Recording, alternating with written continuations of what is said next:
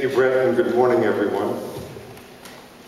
This morning I have the pleasure to present the DTA Chairman's Award to a fellow who all of you may know. His name is Carl Parker. Carl was a great man, and Carl basically was a positive influence on all of those who knew him. He earned the respect of his family, his friends, and colleagues, and countless others who had the pleasure to run across Carl and be influenced by him in the course of his career. Carl, my most vivid memories of Carl took place at DMA meetings. You never had to wonder at these meetings who was going to be the first person to ask a question after a speaker had given a presentation. And Carl often framed the question in ways that would challenge the speaker and stimulate conversation and thought among the audience. Carl didn't mean to take the speaker off guard. It was just vintage Carl Parker whenever that kind of a situation occurred. At those meetings, Carl would never let the elephant in the room go unnoticed. He would always be willing to raise a contentious issue, and we'd all sit back and kind of watch the sparks begin to fly as the debate raged on. It was driven by Carl's insightful comments. Carl was an advocate of the small businessman and passionate about the voice of the small businessman being heard in our industry. He was an entrepreneur. He started Parkel in 1947, and Parkel was a company in those days that basically imported instruments. Later, Parkel, who is still in business today, sells adhesives, electrical devices, and depression material. Later in his career, Carl founded Carl Parker Associates, and really was a pioneer in the development of the private label business in our industry. Following Carl Parker Associates, Carl became a consultant to many businesses in our industry, and it was in that capacity that I got to know Carl in 1987. I was new to the business at that time, having come from the pharmaceutical industry, and I learned from Carl that many of the practices in the pharmaceutical industry did not necessarily translate to the dental business. Carl believed that you were not invisible in this industry, and people got to know you and judged you based on your actions and activities. He believed that in this industry, deals were made on handshakes, and the person who went back on their word wouldn't last long in this business.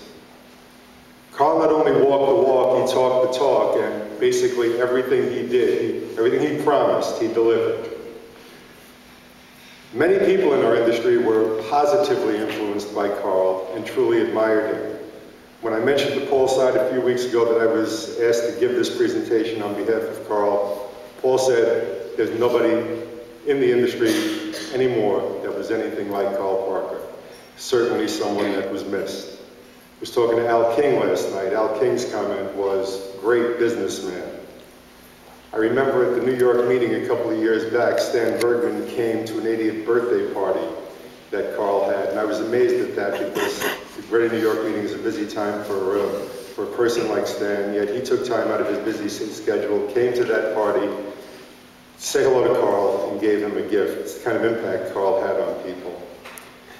Carl never believed in this is the way business was done and this is the way we should do it in the future. Carl always pushed against the fences, and he was always an advocate for change. Despite his allegiance to DMA, he was a visionary, and he believed that the industry would be better served by having one voice. And Carl spoke for that one voice, and basically from the DMA side led a charge that ultimately resulted in our having one trade association today. As Gordon mentioned before, when Carl walked into a trade show, people gravitated to Carl. He was the kind of guy that didn't need a title. Everybody wanted to be around him. He was a beam of light. He had a great smile, he had a lot of insight, and he did great things for our industry. I can go on and on about Carl Parker, but those of you who knew him know that you were truly blessed by the experience of having known Carl Parker. At this time, I'd like to invite Andy Parker up to the podium to receive the DTA Chairman's Award on behalf of Carl Parker. Come on in.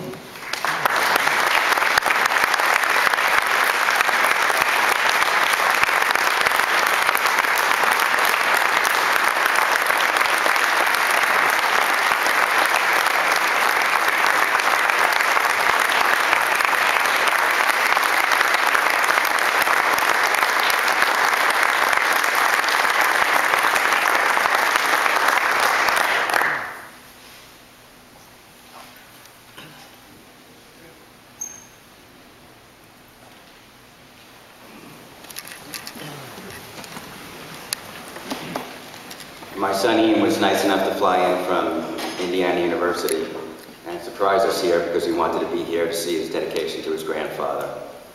And I truly appreciate that. He is third generation in our business. Many companies here today have second and third generations also. My Dent International happens to be one of them. Ian's studying entrepreneurship, and hopefully he'll get into the business and make his father proud, especially his grandfather proud. Ian is by far Carl's favorite. I want to thank the DTA for awarding Carl posthumously this award. I know it would have meant a lot to him. He's a great man, a mentor to me, and a mentor to Mike. When I was asked who should explain a little bit about Carl and about what he's done in the industry, Mike Arecchia was the first to come to mind. And I really appreciate him saying yes to say something about Carl. Carl will be missed, but I guarantee you Carl is in the room now. If not physically, his spirit is. Thanks again for this gracious Chairman's Award for Carl.